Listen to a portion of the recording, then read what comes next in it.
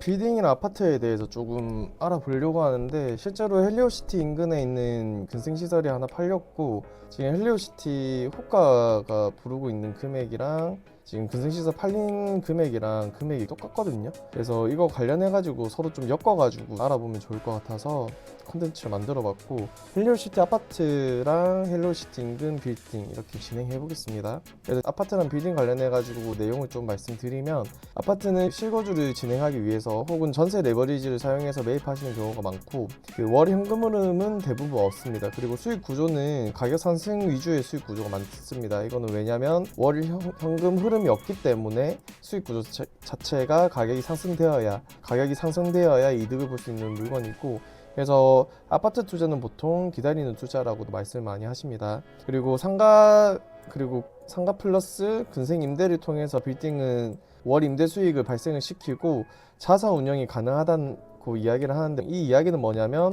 내가 관리를 잘했을 때 건물의 가치를 더 올릴 수 있다, 약간 이런 이야기고, 그래서 실제로 들고 있는 동안에 돈이 지속적으로 들어오는 구조를 만들 수 있다라고 생각하시면 됩니다. 그래서 지금 헬리오시티 같은 경우 어떤 물건이 얼마에 팔렸는지에 대한, 호가가 얼마인지에 대한 부분을 제가 서칭을 좀 해봤는데, 헬리오시티 517동 같은 경우 지금 84제곱미터, 그러니까 국민평수 기준으로 했을 때 32억 정도 잡히고, 또 여기 같은 경우는 전세가 한 12억 정도 잡히는 게 체크가 되고, 보통 관리비가 한 25만원 정도 나온다고 이야기를 하시더라고요. 그리고 방수 3개에 욕실수 2개 있는 물건을 32억에 살 수 있다 라고 체킹이 되고, 그리고 국민평수 지금 해당평수 관련돼서는 한 740세대 정도 있다.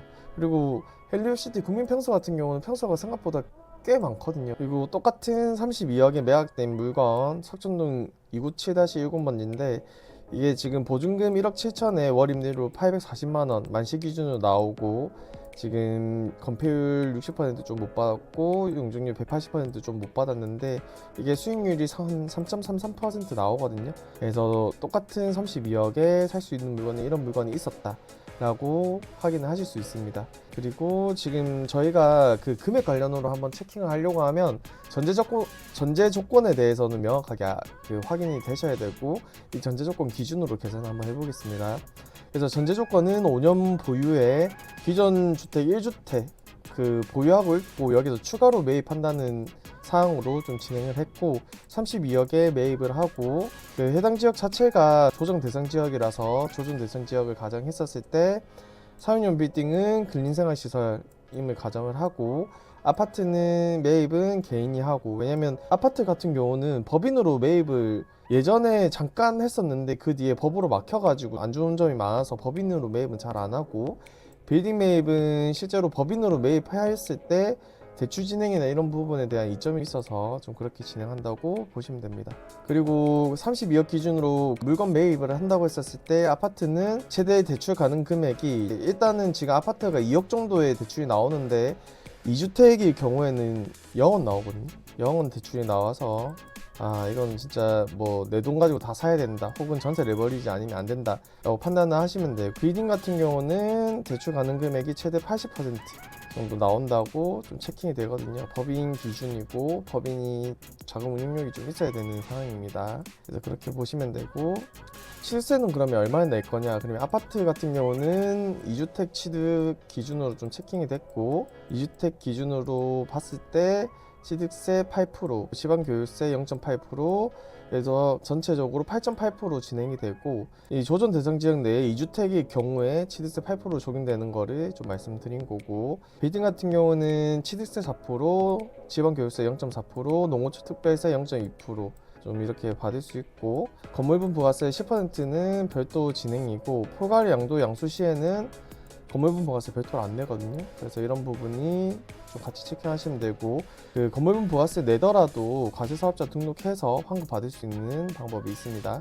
그래서 해당 부분 같이 체크해 주시면 좋습니다. 양도소득세 같은 경우 지금 아파트는 누진세 좀 진행을 해서 이렇게 각 금액 구간별로 해가지고 최대 45%까지 진행되고, 여기서 또 지방교육세 추가로 붙거든요. 10% 붙는다는 부분도 인지를 하시면 좋고, 그리고 빌딩 같은 경우는 저희가 아까 법인으로 매입한다 하셨잖아요. 그래서 법인 같은 경우는 법인세 기준으로 내는 거라서 그렇게 체크하시면 되고, 법인세는 지금 200억까지는 법인세율 20%, 지방교육세 2% 붙어서 22%, 보통 이 정도 낸다고 생각하시면 됩니다. 그리고 여기 같은 경우는 실제로 구해진 세금에다가 10%더 붙는다고까지도 같이 체크해 두시면 좋습니다. 그래서 지방소득세는 뭐 어디든 잘 붙더라고요. 그래서 해당 부분은 같이 체크하시면 좋습니다. 그래서 아파트 취득 시의 투입 금액 먼저 좀 체킹한다고 하면, 저희가 아까 32억 기준으로 봤었을 때 그 8.8% 취등록세, 그러니까 지방교육 소득세까지 포함해서 들어가고, 등기 비용은 0.2% 추가로 들어간다고 가정을 하고, 여기서 중개보수 비용 최대 0.7% 들어간다고 하면 총 투입 금액 35억 1,040만 원이고, 여기서 우리가 그 대출은 못 받더라도 전세를 낀다 라고 했었을 때 실제 투입 비용 23억 1,040만 원이라고 체킹이 됩니다. 그리고 아파트 관련해 가지고 최종 시세 차이 확인한다고 하시면, 만약에 저희가 연 5% 상승한다고 가정을 하고, 이거는 KB주택 가격지수 장기 상승률을 기반으로 해서 말씀드리는 거고, 그러면 5년 동안 상승한 게 총 27.63%고, 그걸 적용한 금액이 보시면 40억 8,416만 원, 그리고 우리가 매입 금액이 32억이니까 양도 차익 같은 경우는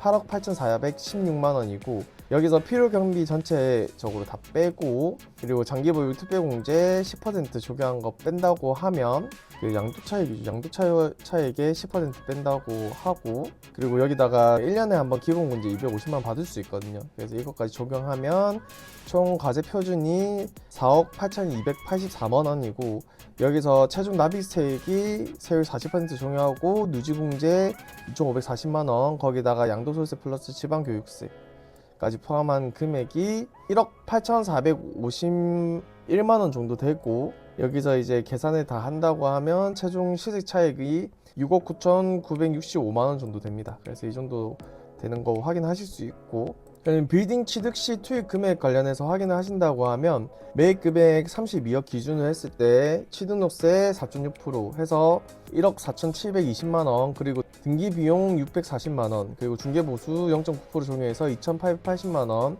그래서 투입 금액은 33억 8,240만 원. 그리고 대출 금액은 매입 금액에 80% 적용했었을 때 25억 6천만 원임을 확인할 수 있습니다. 그리고 그 상황에서 실제 투입 금액은 8억 2,240만 원으로 확인이 됩니다. 그래서 최종 시세 차이 한번 확인한다고 하시면 연 3% 상승을 기준으로 해서 잡았고, 왜냐면 서울 권역의 지금 캡네트 기준이 최소 기준이 한 3% 정도 잡히는 걸로 제가 확인이 됐거든요. 그래서 그 기준으로 잡았고, 5년 동안 지속적으로 3% 정도 올라간다고 하면 15.93% 올라가는 것을 확인할 수 있습니다. 그래서 그 양도 금액은 15.93% 상승된 금액으로 계산을 했고, 그래서 양도 차익 같은 경우는 최종 금액 5억 976만 원으로 확인되고, 여기서 취등록세, 등기비용, 중개보수, 필요경비로 빠지고, 여기서 장기보유 특별공제까지 양도 차익의 10%또 빠진다고 하면 최종 과세 표준이 2억 7,638만 원이고, 아까 법인세 기준으로 했었을 때 20%, 그리고 거기다가 지방소득세 10% 추가로 붙으면 총 22%의 세율이 붙고, 여기서는 최종 납입 금액이 6,080만 원 정도 됩니다. 그래서 우리가 최종 차익은 4억 4,896만 원 정도 되고, 그럼 여기서 저희가 그 실투입 금액 대비해서 수익 금액을 확인을 최종적으로 한다고 하면, 아파트 같은 경우는 32억짜리 산다고 하면 실투입 금액 23억 1,040만 원, 그리고 최종 시세 차익 6억 9,965만 원 정도 되고, 그러면 수익률은 30.28%가 나오고, 그리고 빌딩 같은 경우는 실투입 금액 앞에서 계산한 거를 확인하면 8억 2,240만 원이고, 그리고 최종 시세 차익 같은 경우 4억 4,896만 원 조금 안 되고, 그래서 총 수익률은 54.59%입니다. 그래서 실투입 금액 대비해서 수익률 차이가 좀 나는 게 볼 수 있고, 해당 금액은 대출 이자나 월 임대료 수익 등은 고려되지 않은 상황이라는 것을 감안하고 보시면 됩니다. 그래서 실투입 금액 대비 전체 수익 금액을 체크를 한다고 하면, 이제 여기서는 추가로 들어가는 게 앞부분에서 이거 두 개 추가로 들어가고, 저희가 아파트 같은 경우는 전세 금액에 대한 레버리지를 썼기 때문에 이런 부분이 안 들어가고, 제가 여기서 이제 지출금 관련해서는 별도로 이야기를 안 넣은 게 지출 금액은 어떻게 관리하는지에 따라서 좀 다르고, 실제로 아파트 같은 경우도 이제 임대인 성향 따라서 어느 정도까지 해주는지가 좀 달라서 제가 굳이 넣진 않았습니다. 그리고 여기서 비딩 같은 경우는 임대 수익이나 대출 이자를 확인을 한 금액을 넣은 거고, 임대 수익 같은 경우도 5% 인상을 시킨 금액으로 해서 5년 동안 동일하다라는 가정으로 좀 넣었습니다. 그래서 최종적으로 수익률 아파트는 동일하고 실투입 금액 대비 수익률이 그 비딩 같은 경우는 조금은 올라가는 것을 볼 수 있습니다. 그래서 이런 부분을 봤을 때 실제로 비딩은 운영을 하면서 조금 더 금액을 올릴 수 있는 방안도 있다, 그리고 수익률을 올릴 수 있는 방법이 있다라는 부분은 같이 한번 확인해 주시면 좋습니다.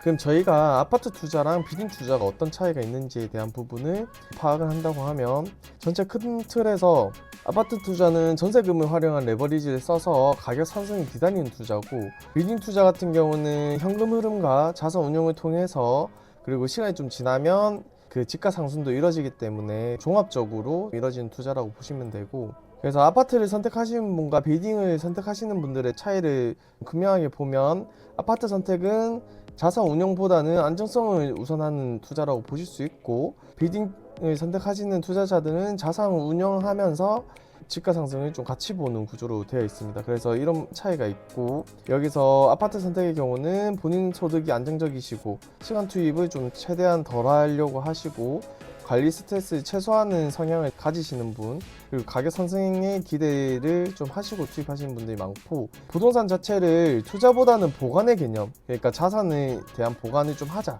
라는 개념으로 접근하시는 분들이 많습니다. 그리고 비딩을 선택하시는 분들은 사업 경험이 있는 분들이 좀 많으시고, 실제로 비딩 자체를 운영을 해야 되기 때문에 여기에 대한 현금 흐름을 조금 중요하게 생각하시는 분들이 많으신 것 같고, 세금 구조에 대한 이해도가 높고 레버리지 활용 능력이 좋습니다. 그리고 자산 확장을 무조건 시켜야 된다는 생각을 좀 하시는 분들이 많은 것 같습니다. 그래서 전반적으로 보면 아파트 선택을 하시는 분들은 자산을 방어하시는 기질이 좀 있으신 분들, 그리고 비딩 선택하시는 분들은 자산 자체를 성장을 시켜야 된다라고 생각을 하시면서 투자를 하시는 분들도 많고, 소수의 경우에는 아파트를 선택을 하시더라도 아파트 자체로 자산 형성을 할 수 있다고 생각하시는 분들도 좀 있으신 것 같습니다. 그래서 물건 두 개를 보고 비교를 해봤고, 이제 오늘 컨텐츠 좀 만들면서 제가 자료 준비를 생각보다 좀 열심히 했다고 생각되시면 좋아요, 댓글, 구독하기, 알림 설정 해주시면 조금 더 나은 자료들로, 사실 제가 지금 자료들이 재미가 없으실 수도 있고 공부를 좀 많이 해야 되는 그런 컨텐츠들이 많긴 하나 제가 더 쉽게 만들기 위해서도 노력해 보겠습니다. 감사합니다.